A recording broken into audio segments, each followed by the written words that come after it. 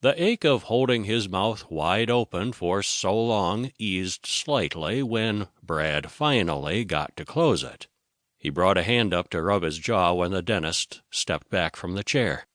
"That's you done, so you can rinse out your mouth," Darren said. Brad sat up and reached out to the small plastic cup of pink liquid. He brought it up to his lips to take a sip and swirled it around before leaning over the small sink to spit it out. He did the same again and couldn't stop sliding his tongue over the front of his teeth when he finished. "Feels strange," he said, and shook his head ruefully. "That's common after braces which have been in for a while are removed," Darren replied, as he moved back to the side of his patient. "But you'll get used to the new smile after a few days."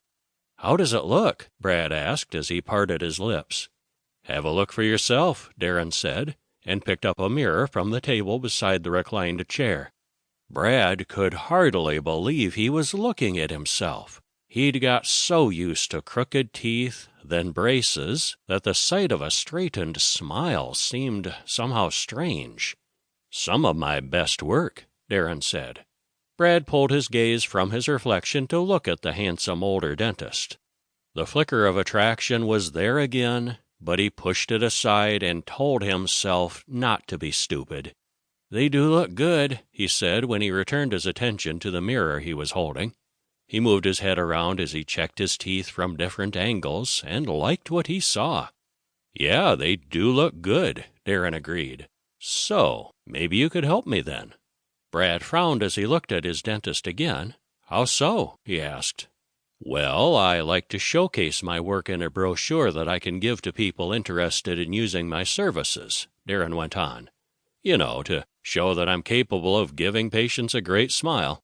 "Okay," Brad said, and guessed what the help was. "You want to take some pictures of the work you've done on me."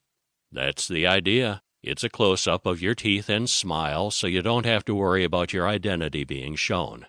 I'd appreciate if you could do it." "Yeah, sure," Brad agreed. "I'd be happy to help out. Would you like to do it now?" "I don't have the equipment with me," Darren said.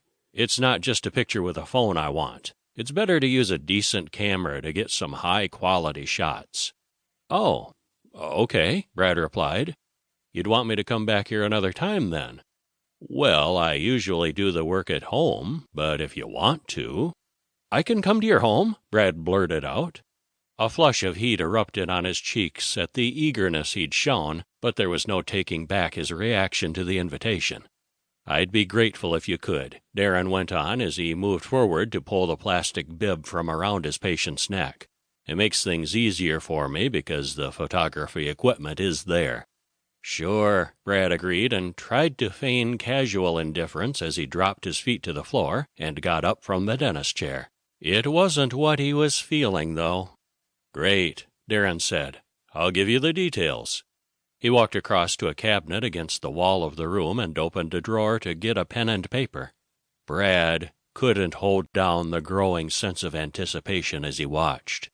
He'd always had a slight crush on Darren, although never expected it to go beyond the occasional fantasy he enjoyed. However, he couldn't quash the hope there might be something more to the invitation than photographs, although realized he could be setting himself up for a disappointment. The man he stared at had shown no overt signs of interest in him, but the dentist might have simply been acting professionally while carrying out work. "There you go," Darren said when he returned and handed over the piece of paper with his address on it. "Would you be able to come this evening around 7? "Yeah, that's no problem." "I appreciate it," Darren went on. Brad tried to disguise the shiver that rippled down his spine when a hand touched on his shoulder to guide him across the room. They walked out to the reception area of the dental practice, then went over to the door. "I'll see you later, then," Darren said. Brad nodded his head, but said no more as he turned to walk away. He glanced over his shoulder a few steps later to see he was still being watched, and the idea that something might happen grew stronger in his mind. There was no pushing it away as he made the trip home to his apartment.